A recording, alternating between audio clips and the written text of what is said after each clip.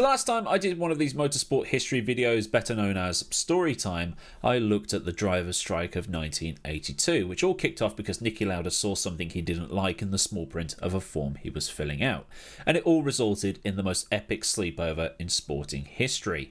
But in that video I mentioned that later on there was a strike, a boycott, whatever you want to call it, by the teams at the 1982 San Marino Grand Prix. It was all part of what was known as the FISA-FOCA war. Now you might be thinking, you've already done this, but I did do a timeline of the whole war, but only glanced at this boycott in several separate videos. This is going to be that part of the war in more detail, all in one video, as it's quite interesting, although I did do a video more recently for the 40th anniversary of Gilles Villeneuve's death a couple of months ago. But while the whole Villeneuve-Pironi fallout at this race gets all the column inches and video time on an internet, there was a boycott happening behind the scenes in what was probably the beginning of the end for this war. So to understand who the two sides were in this, in inverted commas, war, we need to know about the key figures involved. On the side of FISA, you had the manufacturer teams, which at the time were Alfa Romeo, Renault and Ferrari. Now, FISA was an autonomous subcommittee of the FIA led by one Jean-Marie Balestre, hero of Brazil. Hang on, that's not right, is it? He's public enemy number one in Brazil, which, yeah, that sounds closer to things. But either way, the FIA had appointed Balestre head of this autonomous subcommittee because of the fellow who headed up the other side of the battle. Bernie Ecclestone was the head of the Formula One Constructors Association, or FOCA. While the manufacturers were all allied to FISA, the FOCA contingent was made up of the privateer teams such as Brabham, which Bernie owned, McLaren, Lotus, Williams, Arrows, and so on. The smaller teams also aligned themselves with FOCA because the voices of people such as Bernie, Sir Frank, Sir Patrick, Colin Chapman, and others, combined with the sheer numbers of them, were more likely to get results. The story goes that the FOCA-aligned teams were annoyed that the rulebook and things like that were starting to be heavily biased towards the manufacturers. The privateer teams were still using for the most part the Cosworth DFV engine that had been serving Formula One well for about 15 years, while the manufacturers were able to chuck money at the newer, more powerful turbocharged engines, and FISA would more often than not side with these three manufacturers despite the majority of the teams being against whatever ideas were being peddled. So this meant that the FOCA teams had to come up with more ingenious ideas with which to keep up with the manufacturers, and this all came to a head at the 1982 Brazilian Grand Prix because of a loophole that Williams had exploited with water-cooled brakes. The rules basically said that coolant didn't need to be in the car all the time. Because the Corsair-powered teams had lighter cars, they had to ballast them, and Williams chose water to ballast their cars, but then said that tanks were for cooling the brakes instead. Parc Ferme didn't exist at this point, and there are stories that when the cars ended the race, teams would put heavier front wings on or add bits of lead here and there just to bump the weight up, and filling the tanks again post-race was totally legal. So what Williams did was fill the car up with water before the start of the race to make sure it meets the minimum weight requirements, which was bloody heavy because of turbos, dump all that water over the course of the first few laps, and then top up the tanks again after the race. Today that grey area would be plastered over with a technical directive, a mid-season rule change, or just a very funny but don't do that again. But at the 1982 Brazilian Grand Prix, the top two finishers were kicked out of the race entirely, meaning that Prost, in a manufacturer Renault, was bumped straight up into the win. So as you can imagine, Frank, Patrick and Bernie were not particularly happy about all of this, and in a meeting prior to the San Marino Grand Prix at Imola, Bernie suggested that the FOCA teams all boycott the race, and the race would be run as a non-championship round with nobody scoring points. So let's look at the list of entries for that season who were aligned with FOCA. Brabham, Williams, McLaren, Lotus, Tyrrell, Arrows, Acela, Fittipaldi, March, ATS, Ensign and Theodore. That's 21 or so cars not bothering to turn up for Imola, and would mean that there would only be 6 cars aligned to FISA taking the start of the grid. Which would have made the 2005 US Grand Prix a case of, shit, here we go again. But at least the full grid turned up to that race at Indianapolis, and with nobody turning up for the race at Imola, the theory was Balestre would be suitably embarrassed.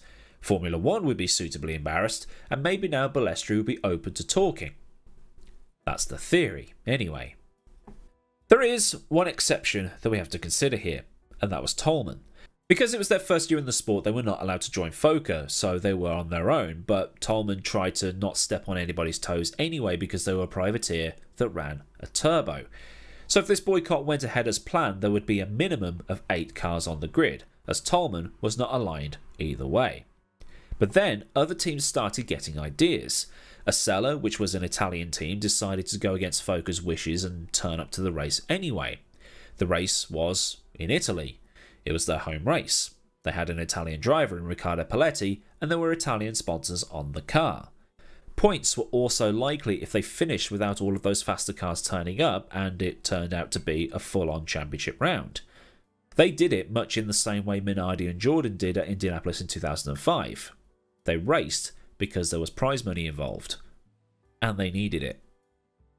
ATS was next to cross the picket line. They too cited sponsor obligations and joined Acela, and it's said that both teams were a little annoyed about the overwhelming British representation in the group, given that all but about 4 of the teams in this group were British privateers. Now Ligier, it has to be said, were not a FOCA member, and they just went with what they felt like. Ligier did actually miss this race so they could focus on making the car better. So with Acela and ATS in, the entry list is now up to 12 cars. Still a non-championship round if it stayed that way come Sunday. But then FOCA was well and truly stabbed in the back as the most unlikely of men crossed the picket line and said, "I'm going to race." Now, if you know this man's principles and how he worked with Sir Jackie Stewart and all of that stuff, it would come as a shock to anybody either then or even now if this is all new for you and you're learning about all this for the first time. And that man that said, "I'm racing," was Ken Tyrrell. But it is understandable why Ken did it. After Jackie Stewart left the sport at the end of 1973, Tyrrell's fortunes took a nosedive. They did have the odd good result here and there through the mid-70s, but into the 1980s they were struggling to keep up. Ken was struggling to get consistent funding and was firmly against turbo engines because he believed they were in the same class as turbine engines that got banned back in 1971 or so.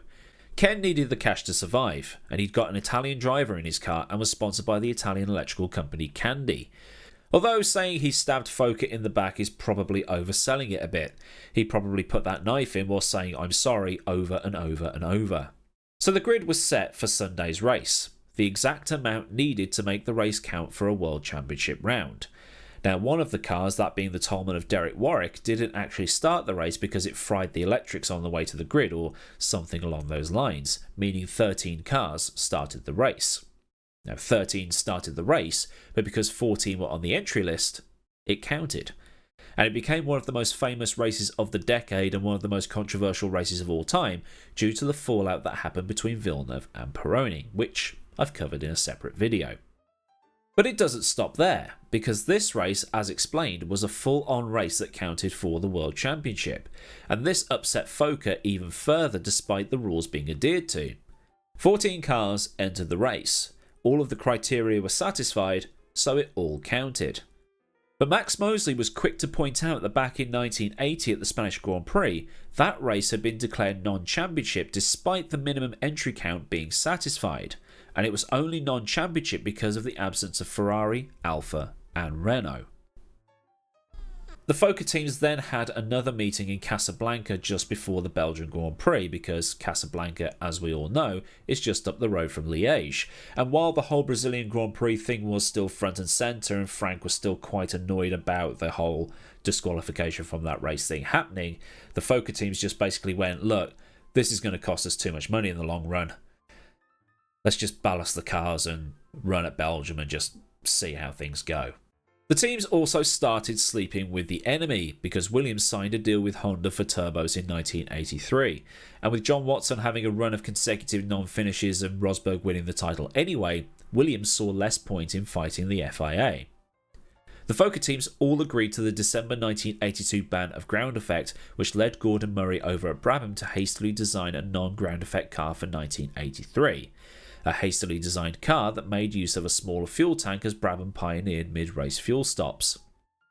Also in 1983, Balestre threw out a Renault protest and in effect defended Piquet after Renault protested the validity of the fuel used by Brabham, which was deemed to be within the tolerances of the legal amount of ronnage, we'll call it.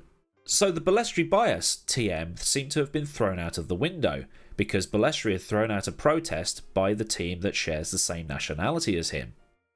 Then in 1987 the second Concorde agreement was signed, and that's where Bernie started to take full control of the television rights, and as a result the teams, the drivers and everybody else within Formula 1 got a lot richer as a result.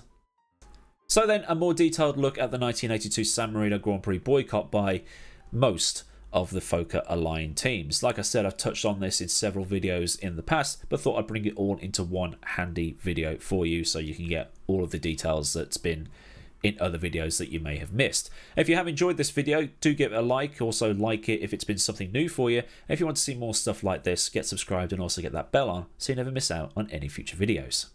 Massive thanks to the kind folk at Patreon, and if you want to help support me at a more personal level, you can do so by following the link down in the description, as well as joining in the Discord and also my socials. So until next time, I've been AdmiralLaWind. Have a great day wherever you live in the world, and I'll see you all again soon for another video. Bye.